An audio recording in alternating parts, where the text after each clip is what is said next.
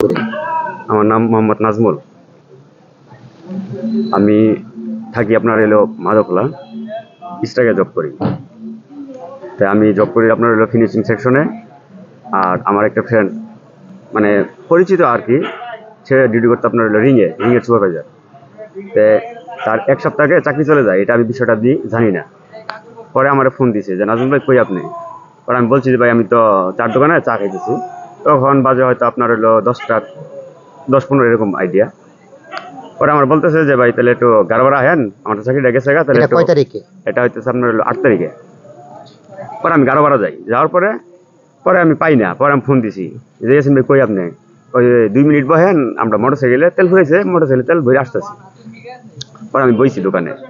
পরে আইসে মোটরসাইকেল নিয়ে আইয়া, পরে আমাকে বলতেছে নজরুল ভাই ওঠেন, মোটরসাইকেল ওঠেন, ফ্রেন্ডের বাসায় যাবো। পরে যাই আইয়া, পরে আমরা চাটা খাইয়া পরে কথাবার্তা বলতেছি।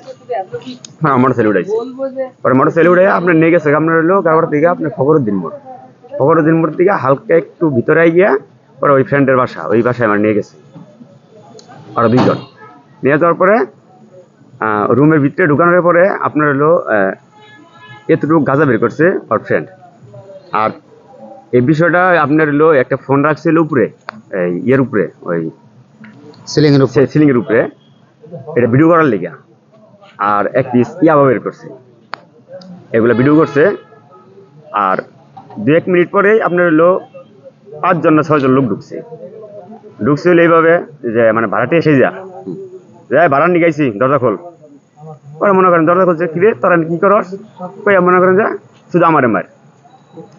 আর যে আমাকে নিয়ে গেছে তার একটা না 2টা বাড়ি দিস মাত্র, মানে ওদের একটা সাজানো প্ল্যান। পরে মনে করেন যে ওরে সরাই দিছে। পরে মনে করেন যে শুধু আমার এইভাবে অত্যাচার করছে। কিছুক্ষণ অত্যাচার করার পরে আমার বলতেছে যে তুই এইভাবে মারি খাবি নাকি বাড়িতে ফোন দিবি। কোন কোন জায়গায় আঘাত করছে আপনাকে দেখাতে পারবেন? হ্যাঁ, দেখাতে পারবো। আমারে কইতেছে তুই কি মাইটের খাইবি নাকি বাড়িতে ফোন দিবি। কেন বাড়িতে ফোন দিবো কেন, কয় যে আমাদেরকে 2 লাখ টাকাই না দিবি।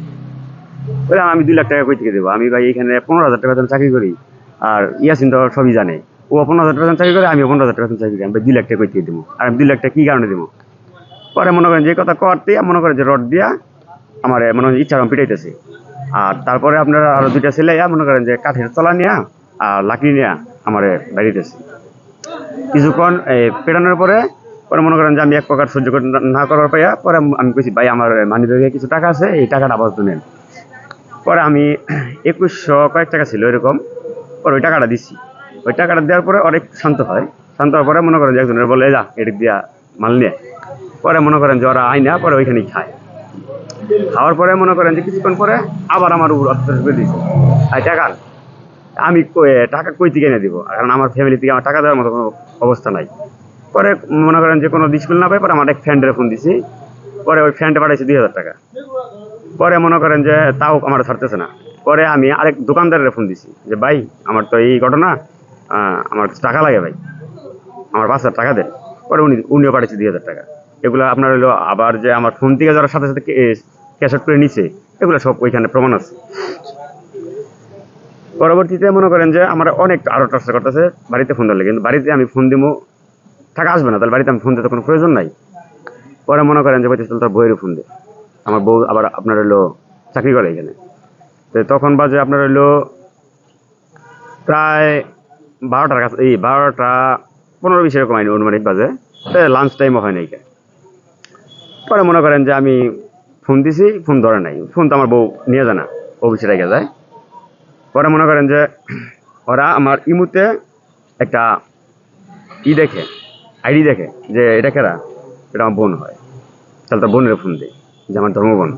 আচ্ছা, পরে মনে করেন যে আমি ফোন দিছি, ফোন দেয়া পরে বলছি যে আপু এই ঘটনা আমার সাথে এরকম এরকম, আমার সাথে 2 লাখ টাকা চাইতেছে, কারণ আমার মানে ব্যাগে 14,000 কিছু ছিল, হেডি নিয়ে গেছে। পরে আমি যে আমার কাছ থেকে এনে দিচ্ছি 2,000, রফিক ভাই দোকানদার কাছ থেকে এনে দিচ্ছি 2,000, তারপরেও আমার ছাড়তেছে না। পরে এই কথা বলার পরে পরে ফোন আপনার হাতকে টান দিয়ে নিয়ে গেছে।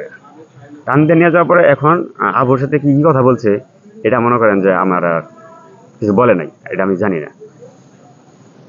আচ্ছা, কিন্তু ওই যে পরে ওনারে পরে বলছে যে আপনার বাইরে আইসা আপনার টাকা দিয়ে নিয়ে যান, তারপরে তো সে বলবো। আচ্ছা, পরে তারপর আপনাকে ছাড়া পারছেন কবে? আপনি কোন ছাড়া পারছেন? আমাকে ছাড়ছে হলো আজকে। আপনার যে বোন যে গণধর্ষণের শিকার হয়েছে, এটা আপনি শুনছেন নাকি? হ্যাঁ, এটা আমি শুনছি। আপনাকে বাঁচাতে গিয়ে এই তো গণধর্ষণের শিকার হয়েছে। হ্যাঁ,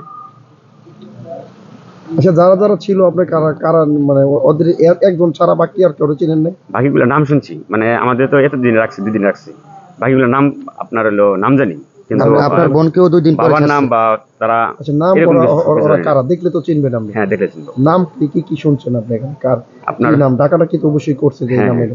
আপনার প্রথমে নিয়ে গেছিল ইয়াসিন, পরে ছিল আপনার হলো সাগর, তারপর ছিল আপনার হলো আশরাফুল, নীরব, শাওন, আর 2টা নাম আমি।